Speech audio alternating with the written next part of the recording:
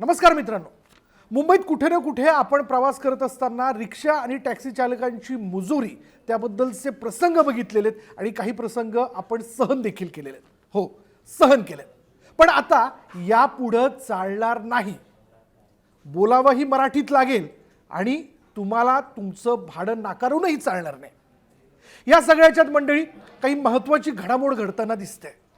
असंही मंडळी या सगळ्याच्यात की आता परिवहन मंत्री प्रताप सरनाईक यांनी एक महत्त्वाचा निर्णय घोषित केलेला आहे आणि तो निर्णय असा आहे, 1 मे पासून त्याची अंमलबजावणी केली जाते. मराठी भाषा येत नाही तर तुमचा टॅक्सी आणि रिक्षा चालक म्हणून असणारा परवाना रद्द. बरं, आता तुम्ही म्हणाल परवाना ही भानगड काय? परवाना म्हणजे ही भानगड आहे मंडळी, हा एक बॅच आहे. याला बिल्ला देखील असं म्हणलं जातं. रिक्षा आणि टॅक्सीमध्ये प्रवाशांची वाहतूक करण्याकरता तुम्हाला प्रादेशिक परिवहन विभागाकडनं परवानगी घ्यावी लागते. त्याबद्दलचा बॅच मिळवावा लागतो आणि हा बॅच जो आहे तो Maharashtra motor vehicle rule number 4 नुसार मिळतो. ज्यामध्ये असं नमूद करण्यात आलेलं आहे, काय नमूद करण्यात आलेलं आहे की तुम्ही ज्या राज्यात काम करता, म्हणजे ज्या राज्यात रिक्षा चालवता किंवा टॅक्सी चालवता, त्या राज्याची भाषा ही तुम्हाला आली पाहिजे. म्हणजे अर्थात तुम्ही महाराष्ट्रामध्ये काम करताना मग तुम्हाला मराठी आलीच पाहिजे. म्हणजेच काय, जर तुम्हाला ही भाषा येत नसेल तर तुमचा परवाना रद्द. भाषा येत नाही असा सांगण्याचा रग्गेलपणा यापुढे मुंबईत आणि उपनगरात काम करणाऱ्या रिक्षा आणि टॅक्सी चालकांनी तरी दाखवू नये किंवा हा आग्रह धरू नये की आम्ही आमच्या भाषेतच बोलू. असंही मंडळी, आपण ज्या राज्यात काम करतो त्या राज्याची भाषा, संस्कृती याचा आदर केलाच पाहिजे. किंबहुना हा आमचा देखील स्थानिक म्हणून इथे आग्रह आहे. मी जसं तुम्हाला म्हणालो की पत्रकार म्हणूनच नाही तर एक मुंबईकर म्हणून, शिवाय इथं माझ्या आजूबाजूला न्यूजरूममध्ये असणारे माझे सहकारी देखील या विषयाला घेऊन सहमत असतील की आपण ज्या राज्यात काम करतो त्या राज्याची भाषा आपल्याला बोलता आली पाहिजे आणि त्याचा आपण सन्मान केलाच पाहिजे. म्हणून मुंबईमध्ये वावरत असताना आपण जर पाहिलं तर यापूर्वी अनेक वेळा परिवहन विभागाकडे रिक्षा आणि टॅक्सी चालकांच्या मुजुरीच्या तक्रारी आल्या. उदाहरणादाखल भाडं नाकारणं, उद्धटपणे मी मराठी बोलणार नाही असं म्हणणं, किंवा मी हिंदीतनंच बोलेन, तुम्ही देखील हिंदीतनं बोलायचं असा आग्रह धरणं, हे वारंवार घडते. आत्ताही या क्षणाला कोणा ना कोणाबरोबर हे घडत असणार. पण आता हा व्हिडिओ बघणाऱ्या लोकांनी लक्षात घ्या की Maharashtra motor vehicle rule number 4 हा आता सक्तीने इम्प्लिमेंट होणार आहे, त्याची अंमलबजावणी केली जाणार आहे. हा रूल काही नव्याने आलेला नाही आहे, याची तरतूद आधीपासूनच RTOच्या नियमांमध्ये आहे. पण आता 1 मे पासून याची सक्तीने अंमलबजावणी केली जाईल. होईल काय, तुम्हाला बॅच मिळालेला आहे रिक्षा चालक म्हणून, टॅक्सी चालक म्हणून. हा बॅच तुमच्याकडे आहे, किंवा असं पण आहे मुंबईतल्या रिक्षा चालकांचं किंवा टॅक्सी चालकांचं. या बाबतीत मला असं वाटतं की प्रादेशिक परिवहन अधिकारी किंवा विभाग अवगत असेल. बहुतांशी टॅक्सी चालक किंवा रिक्षा चालक इतरांचे बॅच हे काहीतरी त्याची एक रक्कम देऊन स्वतःकडे घेऊन, भले त्यांचं नाव असेल पण रिक्षा ते स्वतः चालवत असतात, दुसरा कोणीतरी रिक्षा किंवा टॅक्सी चालवत असतो. हे खरं तर इथे घडताना आपण पाहतोय. याबद्दल देखील खरं तर RTO कारवाई करत असतं. पण असो, तो झाला दुसरा विषय. पण यामध्ये हा विषय प्रामुख्याने लक्षात घ्या की 1 मे पासून होणार काय. तुमच्याकडे बॅच आहे, तुम्ही रिक्षा चालवता, टॅक्सी चालवताय, कुठेही फील्डवरती तुम्हाला प्रादेशिक परिवहन अधिकारी अडवू शकतो आणि तुमची मराठी भाषेबद्दलची एक छोटीशी परीक्षा घेऊ शकतो. म्हणजे मराठीतनं तुम्हाला प्रश्न विचारले जातील आणि तुम्ही मराठीतनंच त्याची उत्तर द्यायची. व ती प्रश्न काय असू शकतात, तर परिवहन विभागाशी निगडीत त्यांच्या नियमांच्या संदर्भातले प्रश्न तुम्हाला विचारले जाऊ शकतात.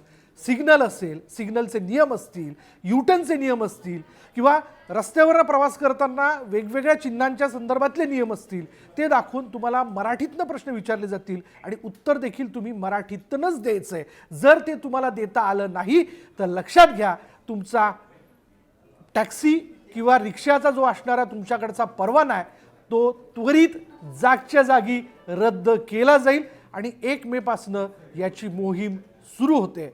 याचं खरं तर आम्ही सगळे मुंबईकर म्हणून, पत्रकार म्हणून राज्य सरकारचं हा निर्णय घेतल्याबद्दल अभिनंदन करू. पण हीही खंत व्यक्त करू, हा नियम आधीच already Maharashtra motor vehicle rule number 4 मध्ये होता, पण त्याची आत्ता अंमलबजावणी केली जाते. ही अंमलबजावणी फार अगोदर होणं गरजेचं होतं, जेणेकरून यापूर्वी रिक्षा आणि टॅक्सी चालकांकडनं जी पिळवणूक प्रवाशांची झालेली आहे, मुंबईकरांची झालेली आहे, ती झाली नसते. पण चला, देर आहे दुरुस्त आहे असं आपण म्हणूयात. आणि हे म्हणत असताना याचा आनंदही व्यक्त करूयात की तुम्ही या नियमाची 1 मे पासून सक्तीने अंमलबजावणी कराल. आणि जे टॅक्सी चालक, जे रिक्षा चालक तोंडामध्ये तोबारा ठेवून हूं करून उत्तरं देतात आणि शिवाय भाडं नाकारतात आणि मराठी भाषा बोलणार नाही असा रग्गेलपणा दाखवतात, त्यांच्यावरती ठोस आणि निश्चित अशी कारवाई केली जाईल. आणि ही कारवाई जेव्हा होईल त्याबद्दलचा आनंदही मी व्यक्त करणार आहे आणि त्याबद्दलचा होणाऱ्या कारवाईचा व्हिडिओ देखील तुमच्यासमोर आणून त्याविषयीचं कौतुक मी करणार आहे. पण आता तुर्तास तरी 1 मे पासून जी कारवाई केली जाईल त्याबद्दल आम्ही प्रतीक्षेत आहोत. असं या सगळ्या ह्याच्यात मी माझा एक अनुभव सांगतो. या सगळ्या ह्याच्यात की मी जेव्हा स्वतः कोलकात्याला गेलो होतो, कोलकात्यात मी पाहिलं की तुम्हाला सगळ्यांनाच माहिती आहे येलो कलरच्या टॅक्सीज आहेत. या टॅक्सीजवरती लिहिलेलं असतं नो रिफ्युजल. म्हणजेच काय, तर तुम्ही टॅक्सीला हात दाखवलात आणि अगदी तुम्हाला 5 मिनिटाच्या अंतरावर जरी जायचं असेल ना, तो टॅक्सी चालक तुम्ही सांगितलेल्या स्टॉपवर जाण्याच्या संदर्भात तुम्हाला नकार देऊ शकत नाही.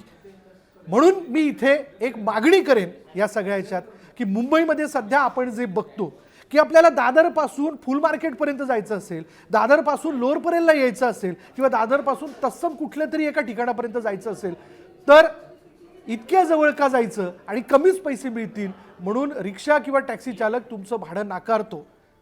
हे नाकारणं जर बंद करायचं असेल तर कृपया माझी विनंती आहे की प्रादेशिक परिवहन अधिकाऱ्यांनी या सगळ्या विषयात लक्ष घालून यापुढे नो रिफ्युजलचा नियम आपल्याकडे देखील लागू करावा.